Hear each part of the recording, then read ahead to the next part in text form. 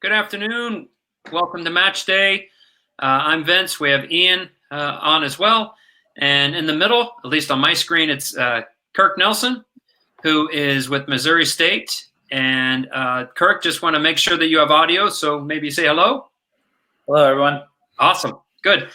Very good. So I'm really excited about today's presentation. Kirk, like I said, he was with Missouri State, but he's been a state director of coaching. He did that in Nevada. He also helps currently, I think, right, still with Missouri, youth soccer. He's been a college coach for a while. He's helped out with ODP. He's also a U.S. soccer national instructor and on national staff. So, Kirk, welcome. Thank you for taking the time and sharing this idea that you're doing with your players that you feel like is really paid off some dividends. So thank you. Absolutely. Thank you so much, Coach Vince and Coach Ian, for having me on today. Be able to share this story with everyone. And you're right, I've been able to wear quite a few hats that the Missouri State with the women's program. I'm the associate head coach, and this is kind of where this idea came to life. But I've been able to use it in ODP environment and in U.S. soccer and with the states and so forth. So it's been an incredible journey. So I'm excited to talk about it today. Yeah. No. So let's talk about it. So basically, it's a method for training, right? So how did you come up with it, and what drove it? Okay. So, well, as a former honors geometry teacher, which I was for many years, I love tracking trends and figuring out ways to use those trends to our advantage, as well as player development. And a couple seasons ago at Missouri State, I decided to try to put together a short 2-phase training session that I could address the trends with the team in smaller groups. And so the idea is that we find ourselves in these particular moments over and over again, which constitutes a trend, but the result was not high quality. And I felt like, okay, we're getting ourselves in these opportunities, but we're not executing at a high quality level. Right. And how can I then train this moment to become a high quality trend, which in a lot of cases is a goal or creating a scoring chance for us. And basically I looked Vince at their schedules that season and put together these two kind of 45-minute hour blocks around their classes and our normal team training, and basically got the information out to the team and said, if you want to come, then show up. And the first session, I had about 8 players come out that can make it. And then ever since then, it's been probably 12 to 16 that come out on their own outside of class and training. And that's where Missouri State Moments came to life. That's the story behind it. No, that's awesome. By the way, Ian's on. He's just off video to save some bandwidth. So a lot of people, by the way, on chat are saying hello. We got Joshua. He says, yep. Reno misses Coach Kirk. And then Stephen from Reno, Nevada as well. So you've got some fans. That's awesome. So let's talk about trends. Let's talk about the videos. And you say you got some videos to share. So what we're going to do for everybody on the other end is Kirk's going to show some videos, some examples of where he picks up on these trends. And then we're going to show a presentation on how he takes that moment and he develops it into a purposeful training session. So let's go ahead. You can go ahead and share your screen if you want. Okay. Hopefully that worked. Yep. It's manipulating. It's moving. Okay. And then let me know, Vince, if Yep. We can see you. We can see it. Perfect. All right. So I have 2 trends, so 2 moments that I want to show, and this is the first one. And basically the scenario, we're in maroon here, and this is our player that is in the 10 spot or in that role currently in the game. Yep. And she is going against the opponent's 6 and you'll see in some of the video whether she's beaten that 6 or will beat that 6, and then has freed herself and is going against the opponent's back line. Yep. And is joined by the 9 or potentially the 7 or 11 that has joined into the central area. So it starts off against, in particular, the 4 and the 5 for the opposition, so the center backs. Beautiful. Perfect. So here's the moment. So it plays through, so you can see there. Unfortunately, she was off sides, so this is where I start to pick it up on video. And here's going to be another one. So here is us in white next to the ref. So that is our central mid. Our 10 is about to beat the 6. And then up here is our 9, and there's the 2 center backs. So she gets past the 6, and she looks to slip through to the 9, and unfortunately there was no connection there. But the trend is there, the moment's there. So here's another one. We've got our 10 dribbling at their 2 center backs. Here's our 9 making this diagonal run through. And our 10 chooses to go wide to the 11, which isn't a bad idea. Right. But I feel like she could have split it through here based on the commitment of this engaged defender slowing her retreat down. And then we could have gone to goal. So it's not a bad idea, but can we make it better? Here's another one. So our 10 picks it up. 9, and then here's the 11. They'll join in centrally, so it could look like a twin striker if you play with 2 twin strikers, or how they interchange into the different roles. So she looks to slip it through. Fortunately, we're not on the same page again. Here's a similar picture. So here's our player in the 10. Here's the 9. And then here's the 7 on the right there going into that central channel, and how we can break down this back line with balls split through and get them into goal. And then here's the last one, Coach Vince. So this is where our 10 picks it up. This is actually a positive after we trained it a few times, where this is always an option as well that you're looking for. So there is our 10 here. 9 makes a nice run through. Center back has engaged. She cuts on her, and then she hits it from about 25 yards out into the upper corner of the net. So that's moment 1. Very good. Very good. So let's go ahead and clear. And then do you have moment 2? Yeah, you want me to show moment 2, or we want to show it on the – how do you want to do it? Yeah, go and show moment 2 if you have it queued up. And then that way when we go to the deck, you know, we can – they can have a frame of reference in their mind. Okay, perfect. So here's moment 2, so I'll get it started. So this one is from a wide area in the attacking and final third. So you can see up here on the sidelines by the AR is our 7. So she's received the ball, and they're going to attack the back line. Here's the 9 in here. And she's going to cut inside. So she doesn't drive end line. And then what are the movements of the players in support of that to, again, try to create a goal scoring opportunity. So here's her cutting inside. The 9 actually runs across, so that's one possible option, and then takes a shot at a hard angle, but that's one clip. Here's another one. So you can see our 7 picks it up out wide, cuts inside. The 9 here, she decides to go across. Looks like they were trying to pass. Maybe she could have shot there, and what are the players off the ball doing? So here again is our 11 cutting inside, 9 right there. Here's a central mid, wide player, and then a 10. So she flips it through there to the 9. And then what do you do once you get into this? So that's part of the moment. And how do we execute it?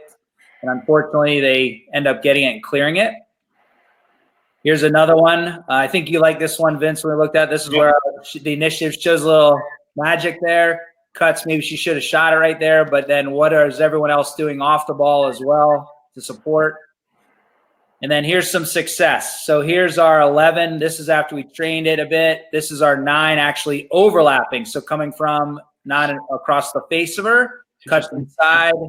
There's the 10 showing up, plays it to her, hits it upper corner. So there's a goal. This one goes a little quick. So here's another goal. So here's our 7 on the far side, cutting inside. And one of the things is to look so the 9 gets out of the way, shot far post. So there's a goal. And then this last one, Vince, is a hybrid. So you'll see here that we will show moment 1 where they're in the central channel. They attack and play with the 9, and then it goes wide, and then the 7 comes in. So it's actually the 2 moments stacked. So here it is, the central. This is moment 1. So she plays it, comes across, plays out wide, 7 cuts inside, goal in the far post.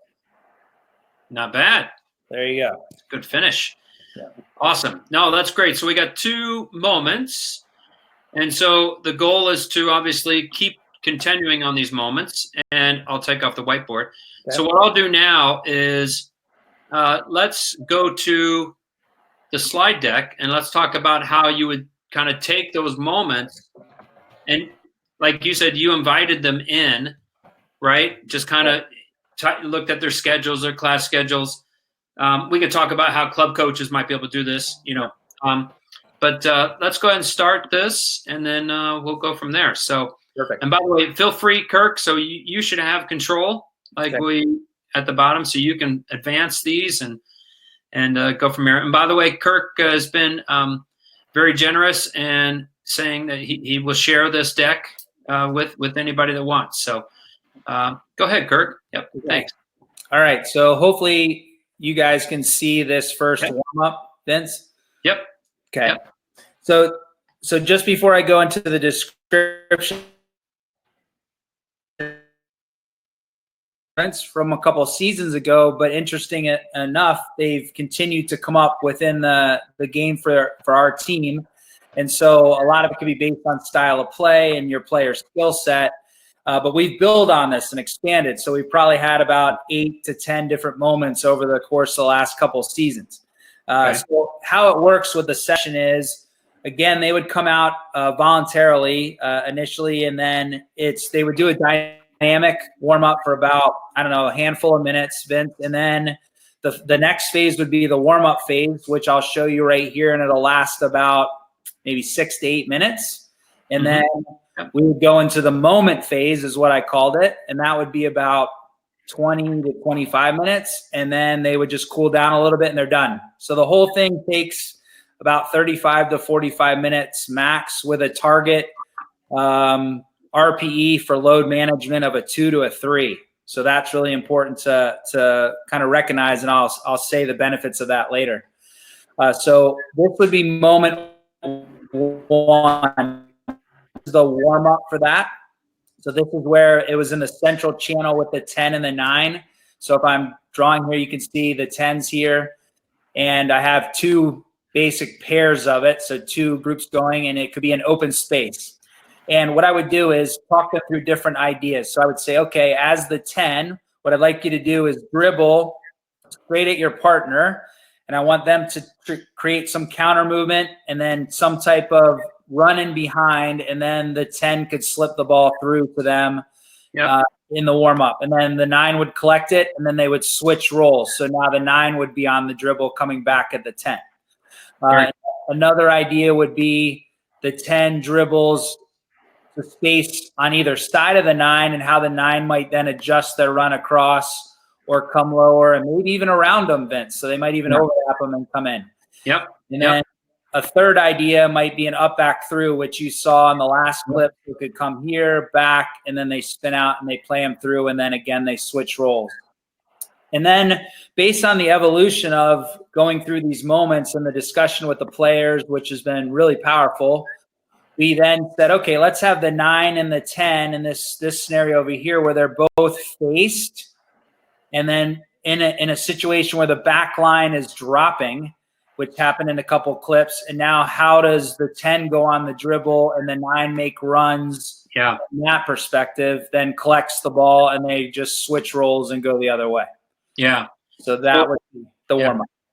Yeah, no, it's really cool. So, heck, we can even do that today with the social distancing things, right? So it's very good. So it's more purposeful. That's excellent. So here's what it leads to. So that would be the kind of 6 to 8 minutes. And then this is the space. So here's where the moment's occurring. This is with the who, and then the when the 10 has picked up the ball beyond the 6. So as you can see, so here, what I would start with is the 10, the 9, the 4, and the 5 for the opponent, and then the 1. So I would have them go to goal. Offsides rules in effect. Yep. So what I would say is, okay, I want you as a 10 to dribble at your 9, and let's see what you guys come up with. Yep. And I would go through a couple scenarios there. And that could be the black line that you all see. Yep. And I would say, okay, I want you to dribble at the unoccupied back and see what your nine does, how they help you there. And that would be the blue line. And then I said, okay, I want you to pass it to your 9, which is the purple line, and see what you do.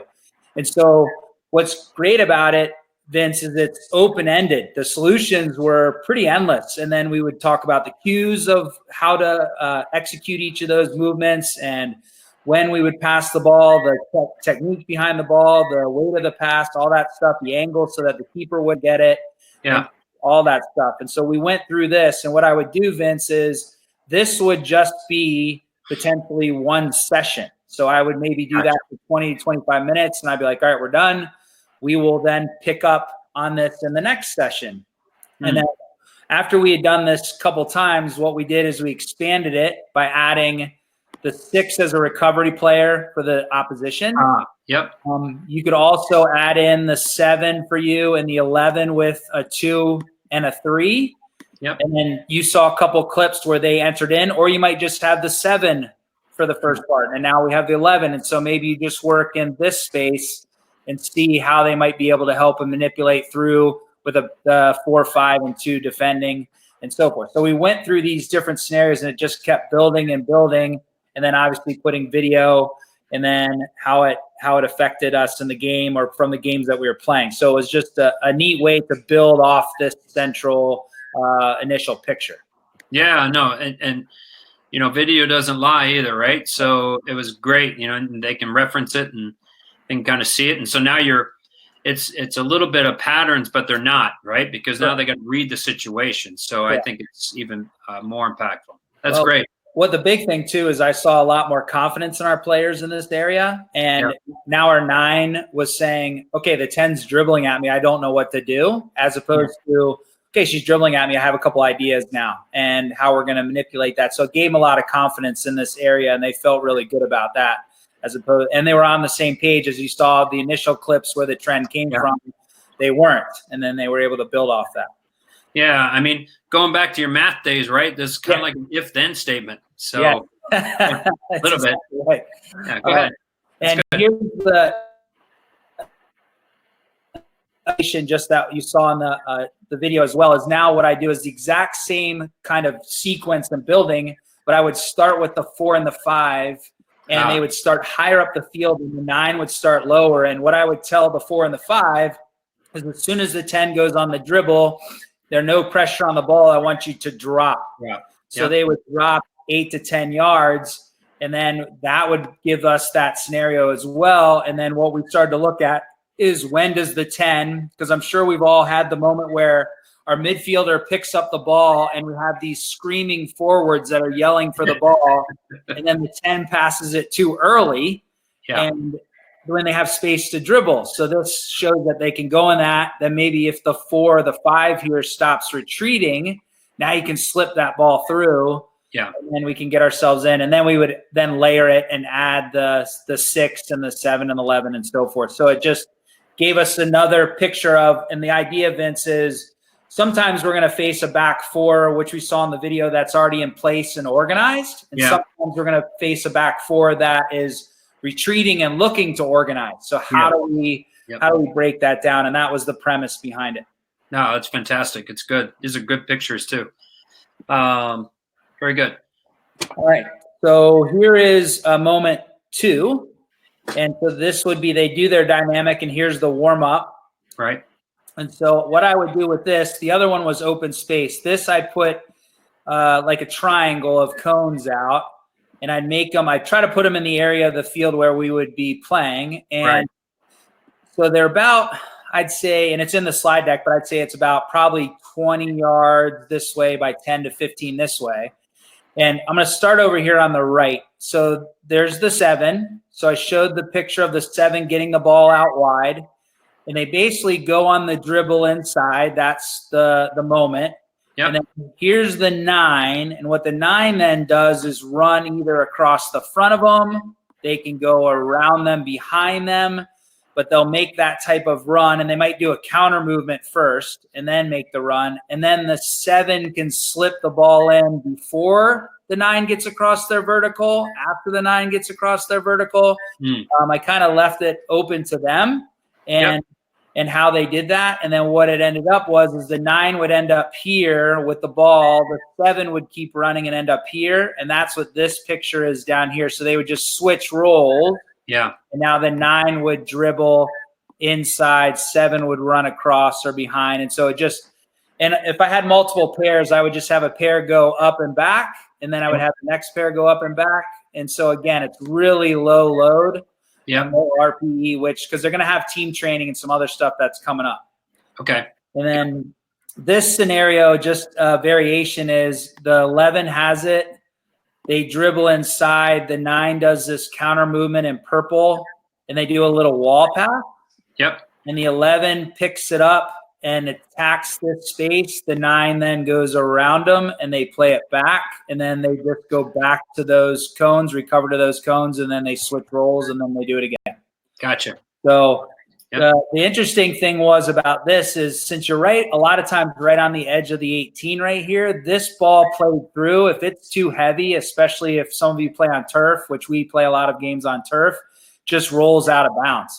So they really had to work on their technique of that slipped ball through so the player could get on the end of it. Very good. No, it's fantastic. And it's just so, for me, it just really works on their game understanding too, just being able to read it. So this is great.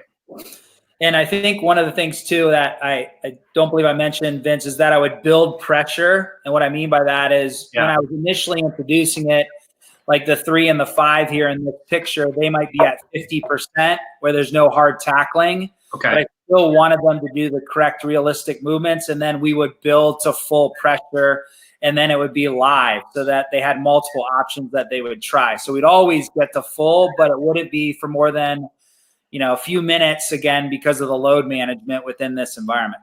Right. So the rectangle area, you just use cones, just discs, right? And mark it out. Yep. Okay. So Great. I would just put it here, and then this might be me with a pile of balls. So I would just start with the 7 and the 9. So this is moment 2. Again, play the ball to them. They would dribble inside just like in the warm up. And then usually it would trigger right here. They might line, and then they come back inside of the 3, and then the 9 could run across. So there's different things, and you could slip it through. They could come around. We could slip it through. But we're always looking to shoot. If you're in shooting range, hit the shot, which you saw one of the goals there, as well as in moment 1. And so you can look for that. But if you're out of range, or maybe the 9 comes over and you do a little wall pass and you get through, and now you're hitting it in. So it was just neat, the different solutions that they came up with. These are just 2 or 3 ideas that I'm showing that have come out of it. There's a lot of different combinations and variations that the players have come up with in a really positive way. Good. And that's key, what you just said, the players come up with, right? So, I just facilitated it, Vince. It was just guided discovery. Yeah, perfect. And then what I would do, like in moment 1, is I would then add in the 10, which you saw one of the goals, the 10 scored, and then you could add the 11 in on the far side, because one of the options could be the 9 runs across and you play it into the 10, and the 10 plays it back to a 7 that keeps running, or the 10 plays it into the 11 slipping through, or it's a shot, which we saw, or the 7 comes in and plays it through to the 11, and then they're into goal 1v1 with the keeper. So there was a lot of different ideas that built. And again, I wouldn't do all this in one session. This was laid through multiple ones. Very good. And you said, the players really enjoyed this way you did it. So it was good. So please continue. And then this is the variation that's very similar to the other one, where we had them higher, lower on the field from our perspective. Okay. And then the back line was higher from their perspective, but then again, they were recovering. So the 7 would get the ball a little bit earlier and then could dribble. And that actually created some different types of spaces between the 3 and the 5 as they were trying to get compact. So we were able to try to take advantage of some of that stuff and what that looked like. And then we expanded it across the space. We also, if you're doing it on one side, the next session you could do it on the other side, depending on the numbers. Yep. So we would switch both sides of the field. But that's basically the thing. And like you said, I think some of the uses for this, Vince, are recovery days. We actually started to do that beyond just these planted kind of blocks that I put in. So because it's a low load, so high minute players could go through this and still facilitate learning. We did it in between games. So if you had a Friday, Sunday game, we did it on prep days leading into games. Right. We also put it into, so this could be in a club environment, or we then started to use it in normal sessions where I was doing this, if you had another coach, on one half of the field while players were doing something else, positional players on the other half. Yeah. You could split and then come back in a normal session. I've also done it in camps when I've only had maybe 20 minutes with a smaller group of players. I've used it in ODP, and I've also done specially positional training now with this. Fantastic. Yeah, no, our advanced national, as you know, is a lot about functionality and teaching players their roles and responsibilities. And this would be a wonderful, wonderful methodology for that. Coach Barker, I think you're still there. By the way, Kirk, Eric from the University of North Dakota women's soccer says hello. Okay. So, hey, share that too. Coach Barker, observations, questions? Yeah, I was just putting in the text box here. So this frequency of the tactical moment, so tons of repetition of it with ultimately building in the variations. I don't think we do enough. I think sometimes as coaches, we begin to understand that frequency and technique is going to be valuable, but we don't do enough of repeating the scenario. So I really like that. And then, of course, the practice has got to be deliberate, right? And there's got to be feedback as well. Because if you let them go and you're not showing them or suggesting to them what you think's working. Right. But I like the fact that you've got that math background. So you looked at it as a problem and you mapped in a mathematical solution. But it's really clear. The clips are very, very clear. Yeah. And then how you would build it up. Obviously you have the luxury of functional training and being able to break the players into their training pods. But this, for me, for a high school program or a college program, would be a really good way of approaching ways of. Sometimes you do it because of your opponent, but mainly you're doing it because of your team strengths, right? It's your key players. Right. And you're going to play against a back four most of the time anyway. So, yeah, It's really good. You got a great audience today, by the way. Oh, my goodness. Yeah. Kirk Nelson. And I think some of the benefits, like you're saying, Coach, is engagement was really high, and how specific it was just brought out that engagement and the narrative behind it. So when I was doing an activity, instead of, let's just say, just a 2v2, for example, which a lot of it starts as, there was a story behind it, and they love that narrative and how they're actually going to solve it, and them coming up with the problem solving. And Ian, I can't tell you how excited I would get when I'd be standing on the sidelines during a game and the player would be like, Coach, that's it. That's our moment. That was the moment that we were training. So connecting the dots from training to game back to training and so forth, they were seeing it at an exponential level through these types of. So when I see that right winger get the ball, drop her shoulder, come inside and hit it in the top corner with her left foot, I'm assuming just by the way she did it, she's done that before in training or attempted it. Yes. There's no way. I mean, the reaction of the team, you could see, and I'm making some assumptions, but you could almost see that was like, yeah, that's what we do. Right. It isn't something that she just pulled out of nowhere. Correct. And there's no doubt, whether it's young players or players of the caliber and age you're working with, if it's specific, Susan, you're the right winger, and so you can go to the line and cross, or you can go inside and shoot. That's what Susan does. So you're building Susan up, and then whoever's driving at them as the number 10, she has that role, and you can put names to it. So, it's impressive stuff. I really enjoyed that presentation, and you've got a massive audience. So we'll certainly make the video available, but also you're going to give them the slide deck, right? Correct. Yeah. Yep. So I think we got maybe another minute or two, but if you maybe show that the COVID idea, right, that you had for the same with your boy. So that'd be great. We got a treat for everyone. So just bear with us for a couple minutes. I'm going to turn my screen on again. Yep. So this is an extension of what our reality right now. And so just real quick, can you see the graphic real quick? Yes. Yep. So I basically came up with individual workouts based on the moments where players could do on their own. So in this case, the 10, and there's multiple 10s, but the black line shows some combinations through to serving or shooting. Yeah. And so I was providing this, and it's a massive project, Coach, but I started providing this to our players. And then last Thursday, we had the luxury of a lot of the people on probably know my son, Brock. So if you guys can just watch this for a couple minutes, there is sound to it, so you'll hear the description as I start it. Yeah, it might not come through, but that's okay. Hello, this is Kirk Nelson, and I'm out here with my son, Brock Nelson. Can you hear the? We'll be demoing for us today. He's a 2020 grad, and we'll be going to college this fall to study as well as play soccer. So here's a scenario that we're going to go through. Basically, in the vertical central channel, about halfway up the field, going into the attacking half, Brock will come on the dribble, shift through this defensive group.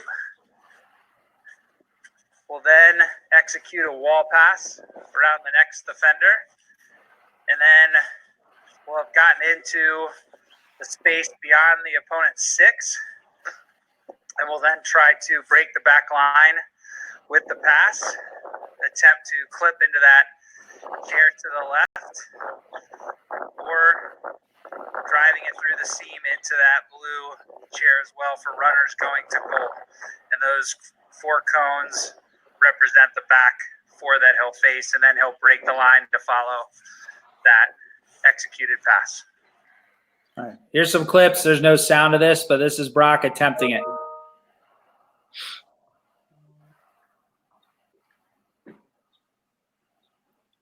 That was one of his initial attempts. Yeah. No, it's really cool. So then, I mean, the cooler, right? It's got some beer in it. Good. There we go. It's weights. Yeah, no, it's good. We got weights. It's awesome.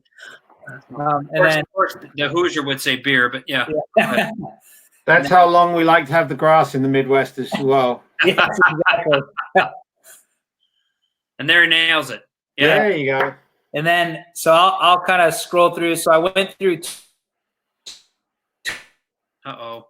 So this next one, basically, I'll just show it and I'll go to a clip, is he shifts through this block again. He does an up back through and runs past the 6 in the yellow cone. And then he tries to hit this blue folding chair over here. So let's watch this and you'll see his attempts. It's pretty, so it's a different combination. Yeah. And then he's pretty proud of these. So we got 2 attempts here. This first one's interesting. See if he hits it with his left foot. Yeah, a little off. Oh, yeah. Yeah, just a little. You like the footwork on this one, Ian? It's a little, yeah. In. So that one he got in. Yeah, and then the very last one is this scenario. So I'll show is we attempted an overlap. So he'll pass past this orange cone down here. He runs around another cone to make it an overlap sequence, and then runs beyond the 6, and then he tries to clip it into the original chair in black. So there's the cones he'll push through like an overlap. So I'll show you his 2 attempts, and that'll be the end here, so you'll get a chance to see it. With a textured service, then breaking the line to goal. So there's the overlap. Yep, the overlap, yep. And then he tries to hit it. So that was one of his first attempts. Oh, you got it. Wow. And then this one's a little bit cleaner after he tried it a couple times.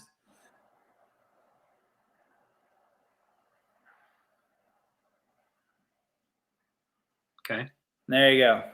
So the cool thing about this, and I'll stop sharing here, so I'll get this off, is that just so you guys know, he did that when we first went out there. He was like, "Okay, Dad, let's try this. This looks a little crazy with 2 folding chairs, a cooler, and some cones and some soccer balls. But then once he walked himself through it, he realized, okay, this is pretty challenging. And then he kept wanting to do it until he got it right. And then we did the second one, and then he asked for the third one, Vince. So he did like 30 different takes of that. And so from a soccer fitness, if you weren't filming it and you just went through and did that sequence for like 8 times and then rested and then did the next one 8 times, I mean, you're going to get a great workout both physically and technically. Plus, it's going to challenge your head tactically because you're I love the creativity with the coolers. We were talking before, right? You can use a spare tire. Yes. You can use a cornhole thing if you got one. But we have a question, and I want to be respectful of your time. You've given us a lot of extra time today. But Coldip, I hope I pronounced that right, ask the question: what variations would you use when your team is playing against a compact back 5 and a compact midfield 3? In other words, a medium block. So any variations you would use, or would all kind of be based on what you see on the video? Yes. So just like Coach Ian had mentioned, if we're playing an opponent like that, or an upcoming opponent, or we see that, then we would I'd probably lower the area of the field, so it'd be more in the middle third, like right around the center circle, and how we might break that down. So we would kind of look at the different possible scenarios. So basically, I just take that rectangle and just move it around the field and put it in that area, and then put the who in there, and then we would try to go through some scenarios on how to do that. Yeah. So. Yeah, that's interesting. So you got all the W's, right? The who, what, when, where, and then eventually get to the why. So, correct. No, that's fantastic. Coldip, I hope we answered your question.